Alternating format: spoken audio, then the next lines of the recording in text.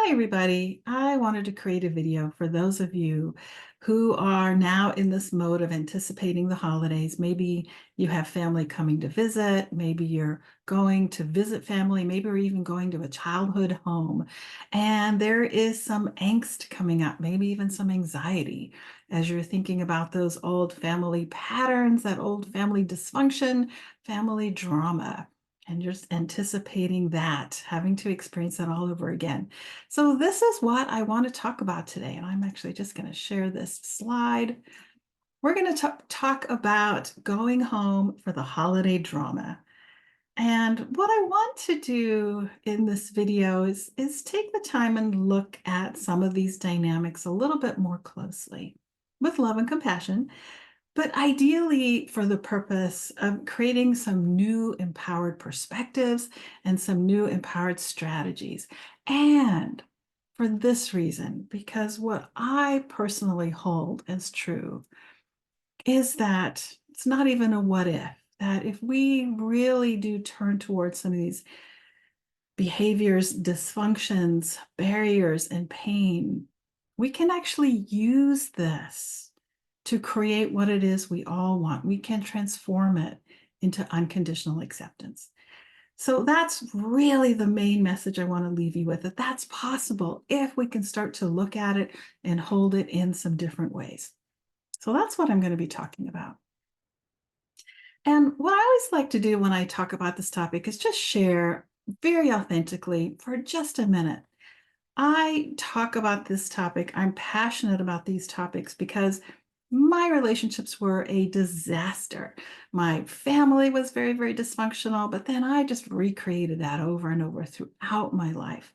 We're talking about a lifetime of people pleasing, being inauthentic, inability to set boundaries, being terrified of conflict, and basically terrified of being myself and being seen. And then, by the way, it's important to add that that whole, all those behaviors would at some point, sooner or later, culminate in me feeling resentful and mad and then blowing up and creating conflict. Not just creating conflict, but actually then creating more resentment and distance and then feeling alone. So that's a cycle I put myself through once I was an adult and left home, recreated over and over. And it was so painful that at some point I just dove headfirst into understanding this, became a relationship coach.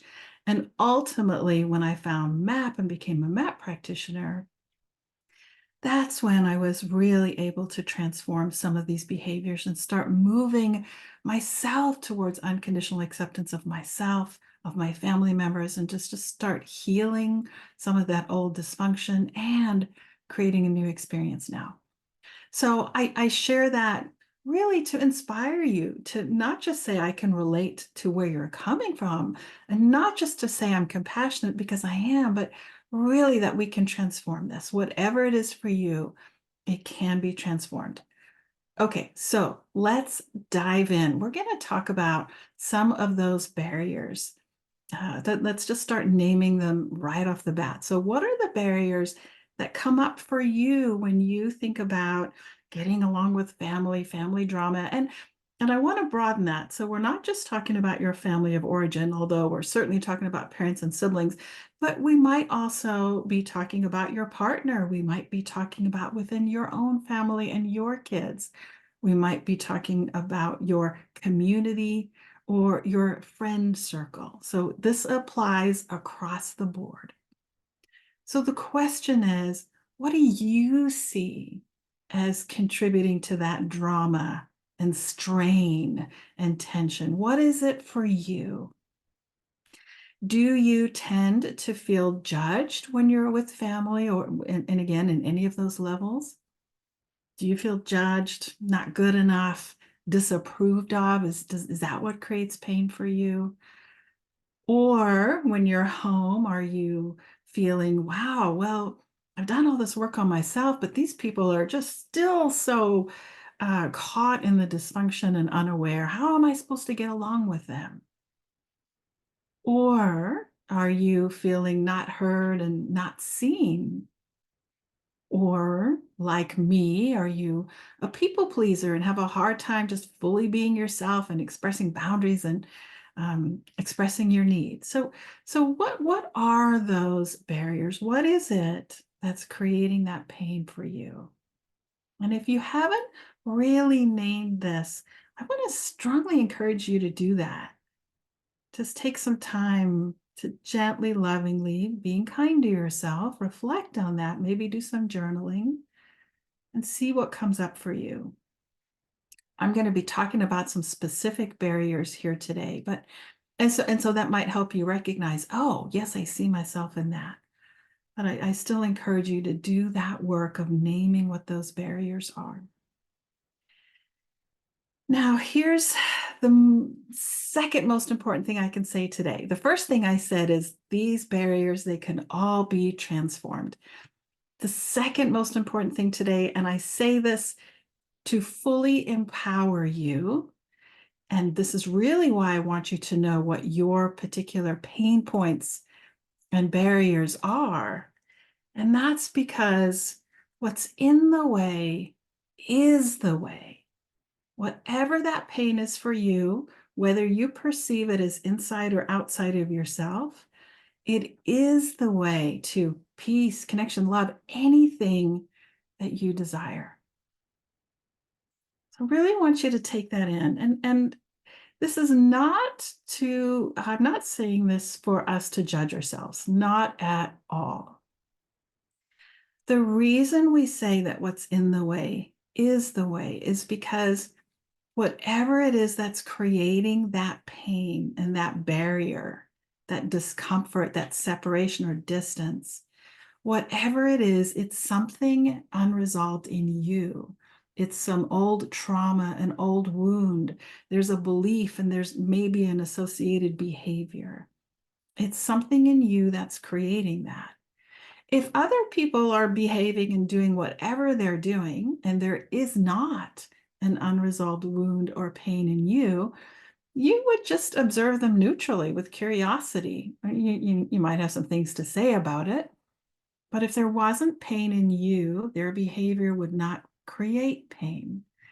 What's happening is sometimes, yes, outside events touch something in us, they bring it up, but the pain is here. So the work, regardless of what's coming up, is to resolve that old trauma, the wounds, the pain, to shift the beliefs and the behaviors in us.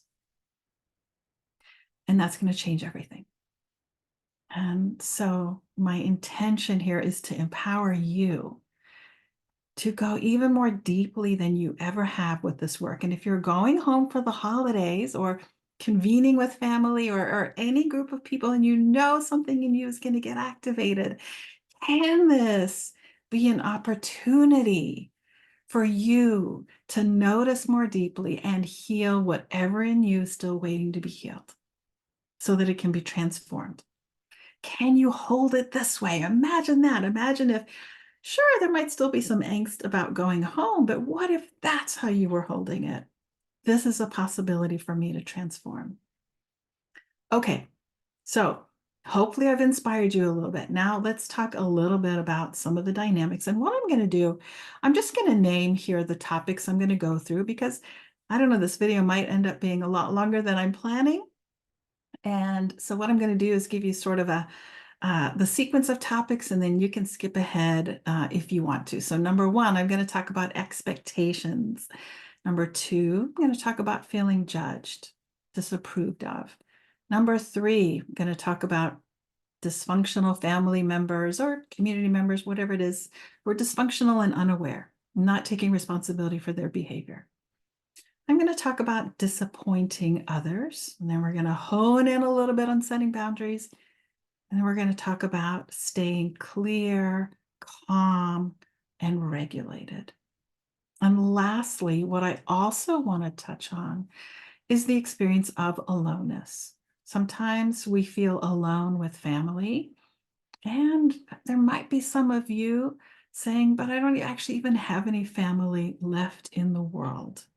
So I also want to touch on that experience. Okay. Let's dive in. Let's talk about expectations, first of all.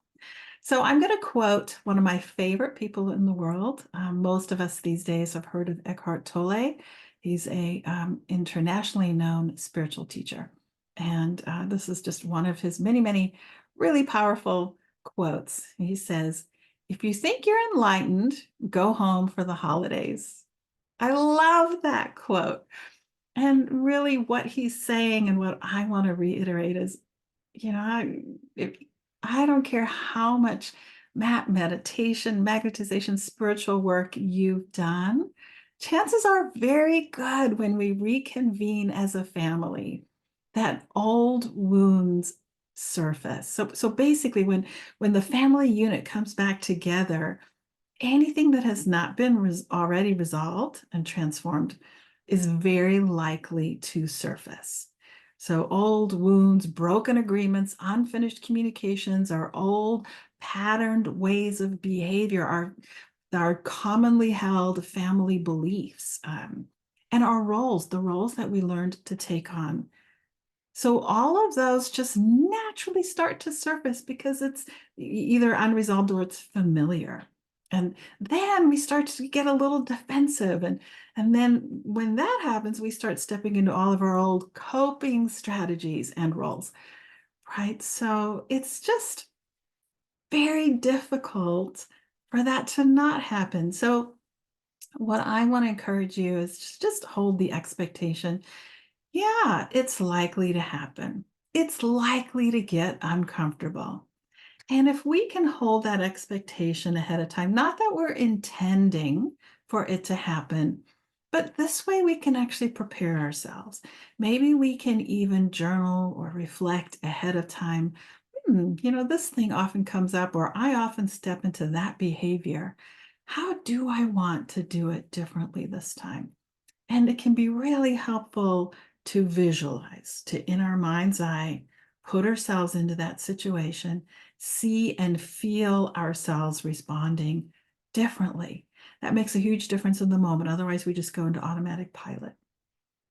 So that's the beauty of checking out our expectations, especially of ourselves. Well, I said especially of ourselves, but I perhaps should say especially of our family members. So, you know which of your family members are doing their own personal work and which ones aren't. And if we go in hoping, hoping with no basis for hope that everyone's going to behave differently, even though we know not everybody's actually doing all of their work, it's just going to create a whole lot of disappointment and pain. So let's just expect and allow our family members to be where they are. Some might very well be doing their work and show up and surprise us. Some might not be. And can we hold reasonable, realistic expectations for how it's going to feel for us so that we can pave the way for ourselves to show up differently? And let's see, the second thing I want to talk about is feeling judged, feeling disapproved of. So it may be that you feel judged by your parents. Maybe you haven't taken the path that they wanted for you. Maybe you feel judged by your siblings. Maybe there's some sibling rivalry. Maybe you feel judged by members of your community, old, high school classmates. Um, Maybe you feel, yeah, just more broadly judged and disapproved of. So, is it true that people judge? Yes. Yes, they do. Mostly people judge as a way to make themselves feel better because they're not feeling good enough. But honestly, I don't care. That's not the point of this talk right now. Do people judge? Yes. But it only hurts if I actually feel unsure of my own value in whatever way it is that I'm feeling judged. If I feel completely worthy of life, of success, of love, of whatever it is, and I feel in complete acceptance with my life, the mistakes I've made and the amazing things I've done, if I'm holding all of that with acceptance and I feel worthy of love and success, then other people's judgment is going to roll off my back. It's not going to stick. I'm going to notice it. And, it doesn't feel pleasant. So I might notice and say, well, I don't really like that. And in those moments, if it's not sticking, we might make a choice about, do I want to just let this go, or do I actually want to address this in some way? That's always going to be a case by case decision. There's no one answer to that. That gets into a whole other conversation, but briefly, if we feel a desire to have a conversation about it, it might be helpful to think about, oh, this is the holidays. It's quite charged for a lot of people. Is there the possibility that I'm going to feel heard? Or might it be left to another day and time? So that's just a little tangent that might be helpful. Coming back to the main point, I'm either going to feel neutral to that disapproval and judgment, or it's going to touch some unworthiness in me. So here it is, right? Here's where feeling judged and disapproved of is the way. It's pointing out to me that I need to just take charge of this and work on up-leveling my own sense of worthiness. So this is absolutely something we can map. I highly, highly recommend it. This is an ongoing process that just gets better and better the more that you do that. And then, yes, there is the possibility to never again take things personally, feeling judged, not good enough, disapproved of. So I hope that can inspire you a little bit to receive judgment and disapproval in a whole new light as an opportunity. How quickly can I transform whatever that doubt or unworthiness is here? Okay, let's go to number 3. Let's go to, well, my family. They are dysfunctional. They're unaware. They're not doing their own work. They're not trying to improve themselves. And this might be your whole family, or, you might just be talking about one or two family members. So similarly, could that be true? Of course it could be true. Everyone's on a different path. Not everybody has a growth mindset. Not everybody sees their lives and their path this way. But if you are feeling some pain about particular individuals or your family's dysfunctional behavior and lack of awareness, might you be judging them? So just check that out for a moment. Are you judging? So here's the issue with judgment. Judgment creates separation. It creates distance. It creates the opposite of love and connection. So if you're wanting to be with family and experience love and connection, but you're in judgment, you are creating that distance and separation and disconnection. So I want you to really take that in without judging yourself, just as a point of awareness that you're doing that. Now, the next question is, why are you doing that? Why are you judging them? Why are you creating distance and separation? Comes back to, similar to the last point, if you were neutral, you might notice this from a, and you might just feel neutral as you noticed it. But if this is creating pain, if it's creating anger, if it's creating powerlessness and frustration or disgust, any of those feelings are reflecting something in you. So back to the question about, why are you judging? Why are you creating distance and separation?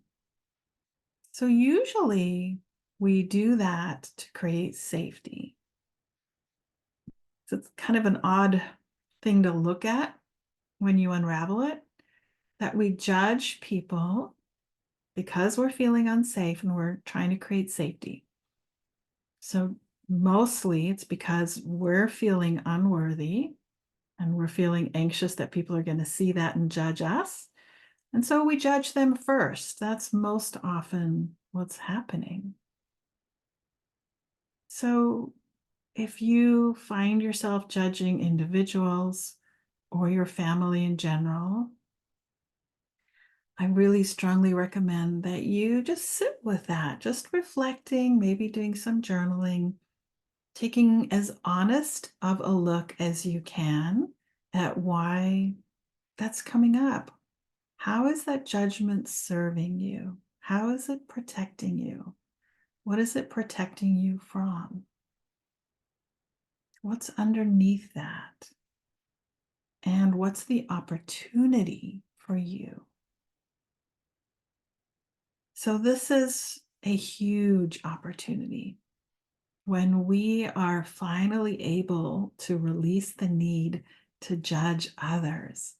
It opens up life in so many ways, but it opens up the heart, it opens up the possibility for more love and connection than you've ever imagined.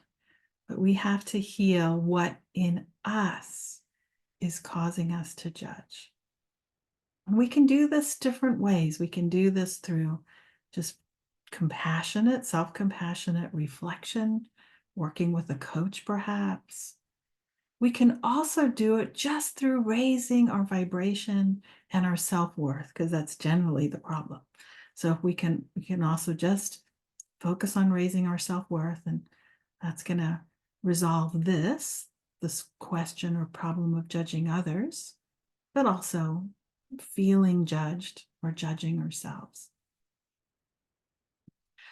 Okay, let's go on to number 4. Number 4 is disappointing others. So as you think about being with your partner, your children, your parents, your siblings, friends, do you worry about disappointing them, about not pleasing them? And so, this is, of course, we want to please the people we care about. So this is like many things on a spectrum. How worried are you about disappointing or displeasing others? How is it affecting your behavior? So we know it's a problem when we don't set boundaries, we don't express our needs, we're not being fully ourselves, we're not being authentic, we're avoiding conflict. If we're doing those things, let alone all of them, we know this is affecting us in a way that's not serving us. And it's not serving others either, because ultimately all of those behaviors related to trying to not disappoint or displease others cause us to be inauthentic, which means we're not fully and really showing up in connection.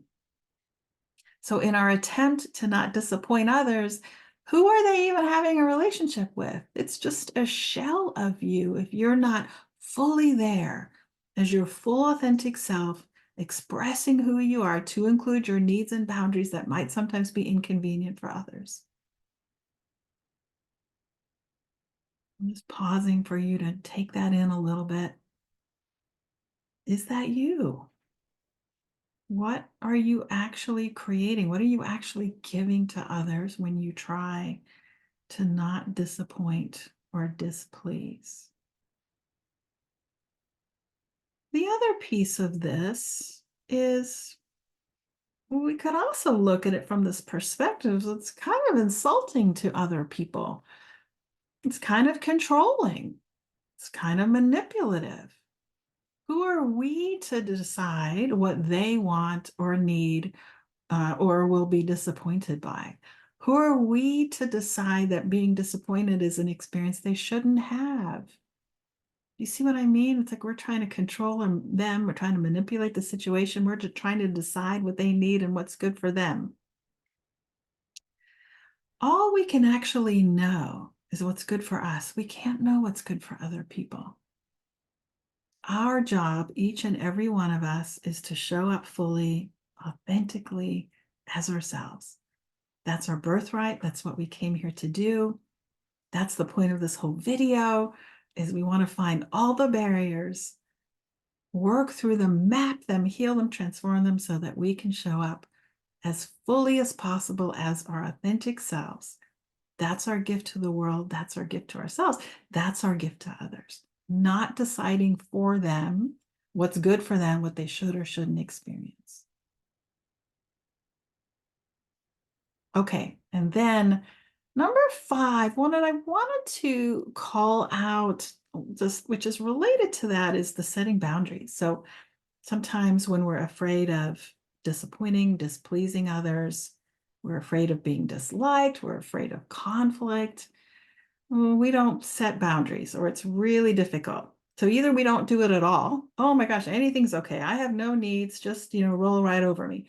Or we do it in passive aggressive ways. We do it, first of all, in this passive way, and people might not actually even detect that we're trying to set a boundary, or we do it in a passive aggressive way, which potentially creates resentment, because people do notice that, right? So not setting boundaries means, I'm not taking care of myself, and I might get resentful later, or I'm being passive and same consequences, or I'm being passive aggressive and other people might get resentful. And it's not possible to be really known, seen, respected. It's not possible to have full, real connection in relationships when we're trying not to disappoint, not to displease, and we're not setting boundaries and not fully expressing ourselves.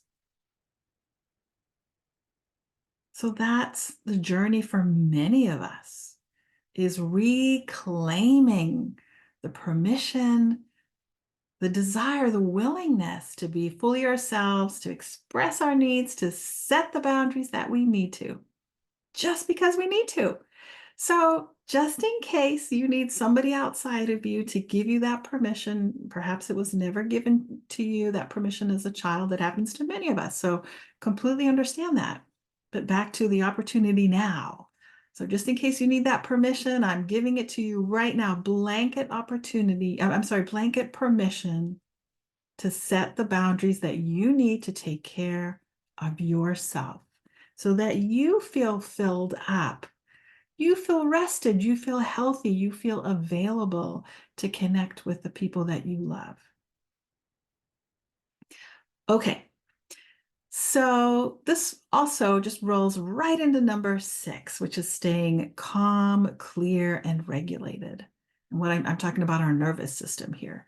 So if we are not taking care of ourselves in any way, I'm not getting enough sleep, I'm not eating the way that I choose to eat, I'm not taking time for myself if I need that, if I'm not exercising, if that's something that I need, if I'm not doing what I need to take care of myself, and I'm in this context, the old family unit, and all these old wounds are getting activated, it's highly likely that our nervous systems are going to become dysregulated, especially, of course, if there's old unresolved trauma and our nervous systems still have a little bit of difficulty self-regulating. So high likelihood of getting dysregulated.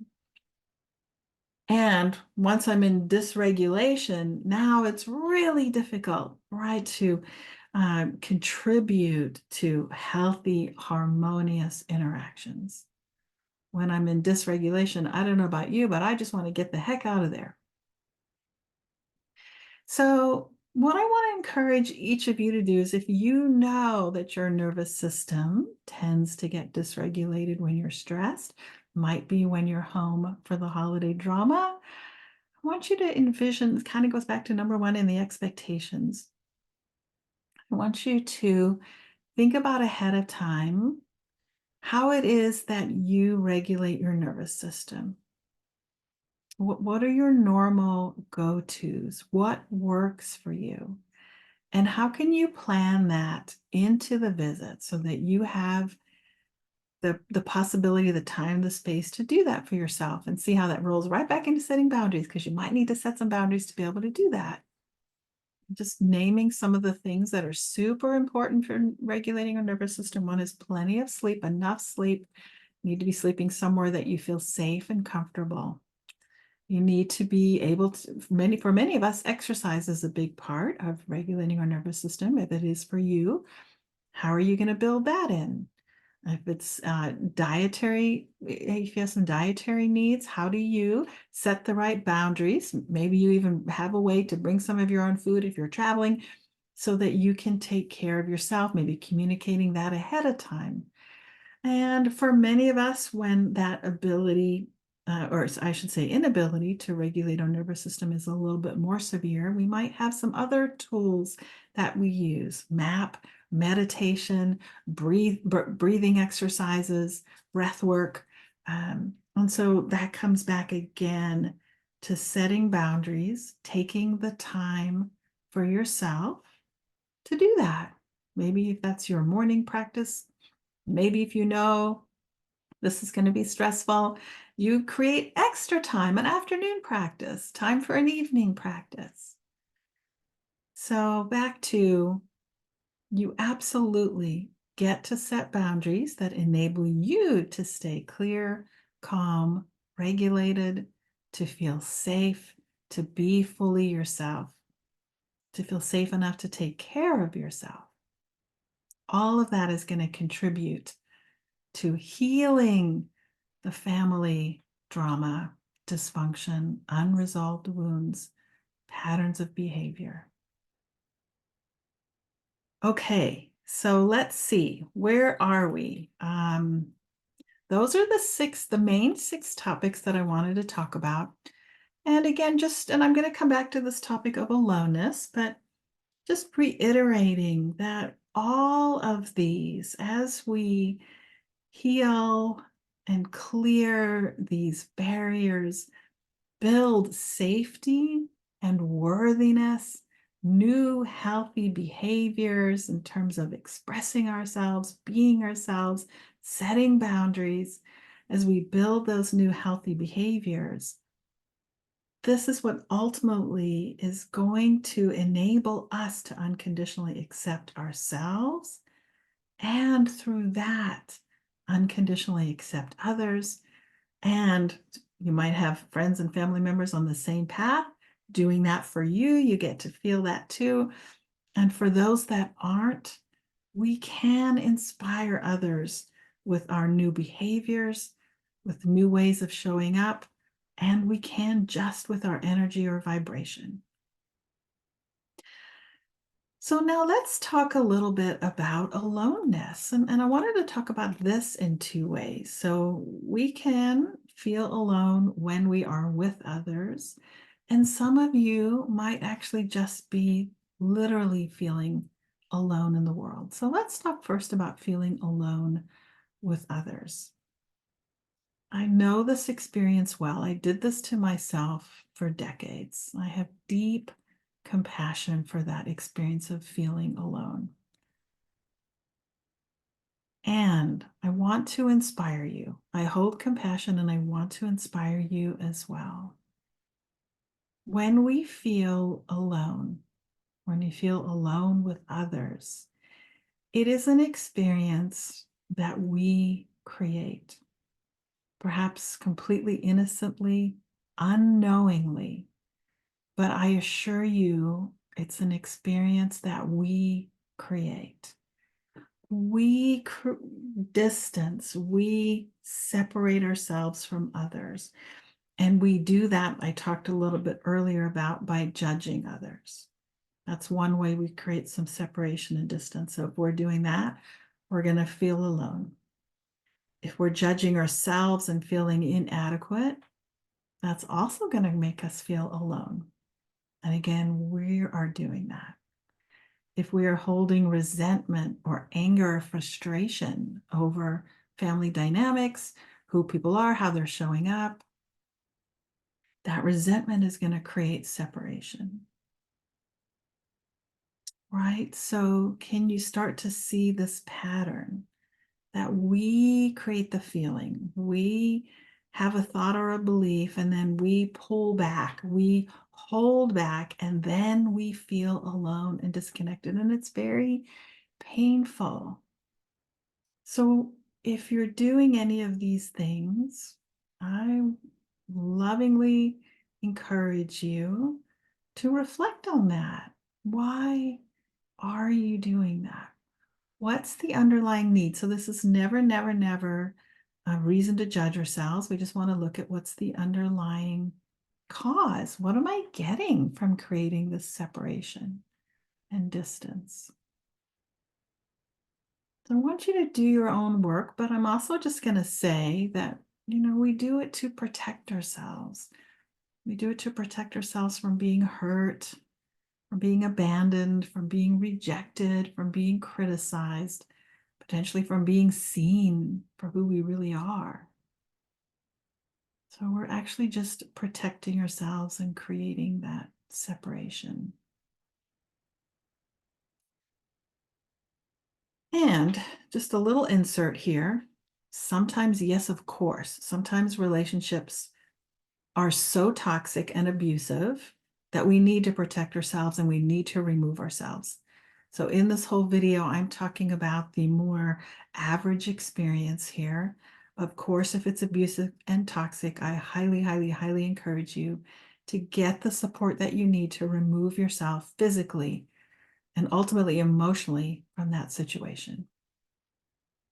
But if it's not abusive and toxic, how can you create more safety in yourself? Maybe that's through healing old trauma with MAP. Maybe that's through becoming more worthy of love and connection.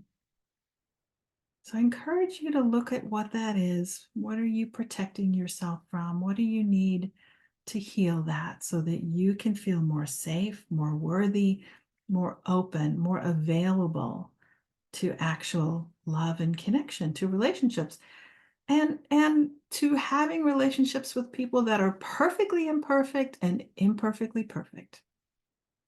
So that's everybody, right? Absolutely everybody. Nobody's perfect. We need to do the work so that we feel open and safe enough to step into those relationships and enjoy them and enjoy feeling seen in our own imperfection. Enjoy expressing ourselves in some moments perfectly, in other moments imperfectly. Right? We that is our birthright. We are relational beings. We're wired for connection. So the work here is to get those barriers, our own barriers, out of the way so that we're open to connection. We're safe and comfortable no matter what anybody else is doing. And let me also just say that the more that we heal ourselves, those barriers in us, the healthier we get, the higher our vibration and our consciousness becomes. We're going to start attracting more people into our lives that match that.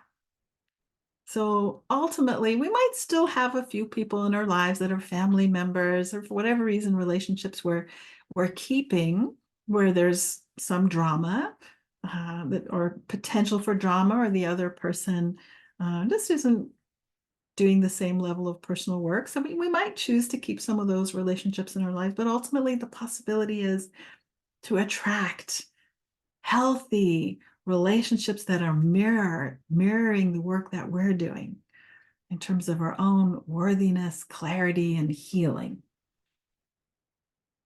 So this work, this pathway is ultimately the doorway to happy, healthy connection and never feeling disconnected again.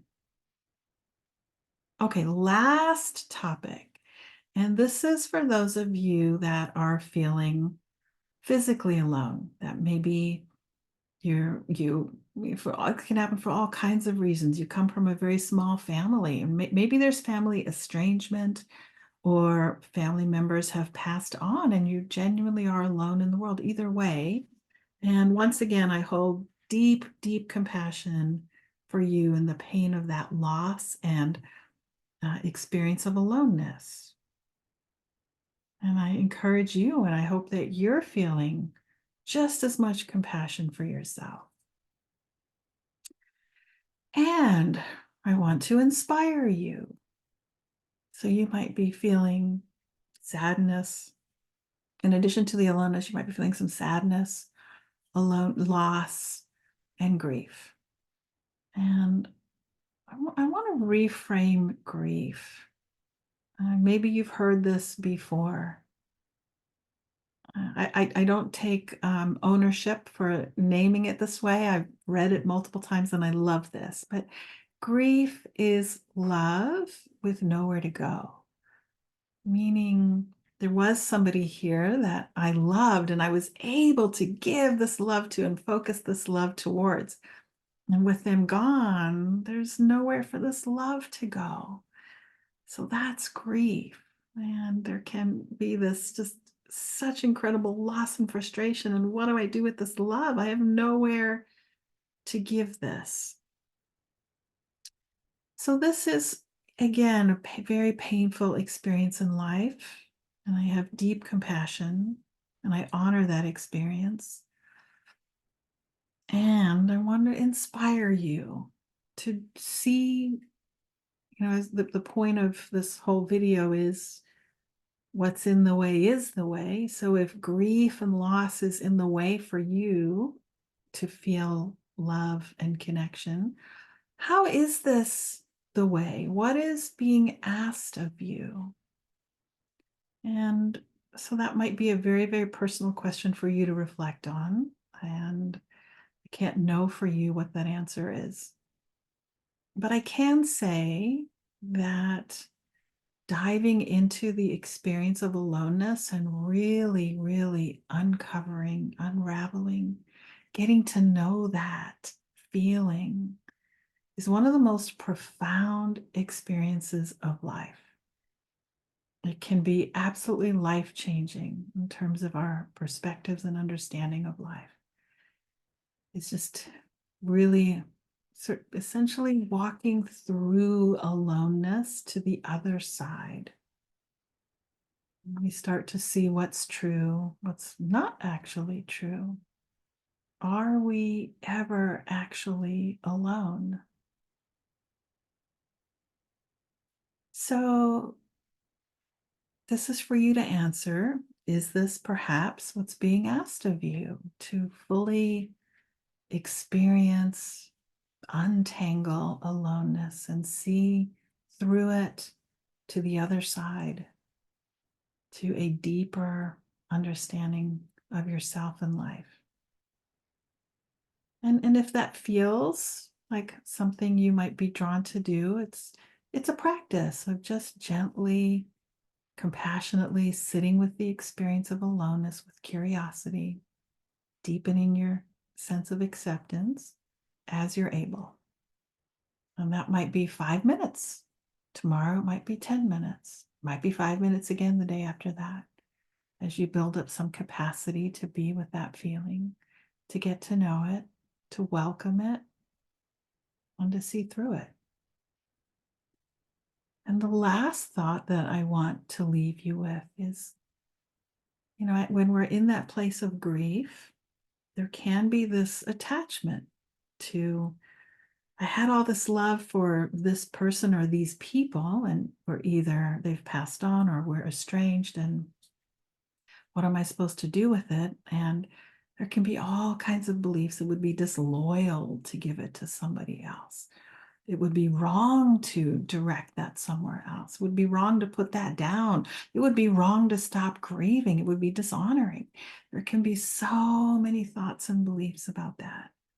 So I encourage you to look at if you're hanging on to grief. We want to honor the people that we've loved, no matter what the outcome was. We want to honor that. But are we hanging on to it? Do we need to hang on to it? Or is there the possibility to discover a new outlet for that love? And that can be in so many ways. That might be in new relationships that we cultivate. It might be in our community through just acts of service. There's so many different ways to do that. There's no one way. So I just want to inspire you also to just notice if you are hanging on to grief and loss. And MAP, again, can be very, very helpful with that. MAP is never going to cause us to forget or stop honoring the people that we've loved and lost. It is going to help transform beliefs that aren't actually serving us and that are in the way of us continuing our journey into deeper levels of love, ease, peace, connection, whatever it is you're here to experience. Okay, that was a very long video. I hope that this has inspired you. If you have any questions, I encourage you, you're welcome to post them here below the video. I will see them, I will answer them.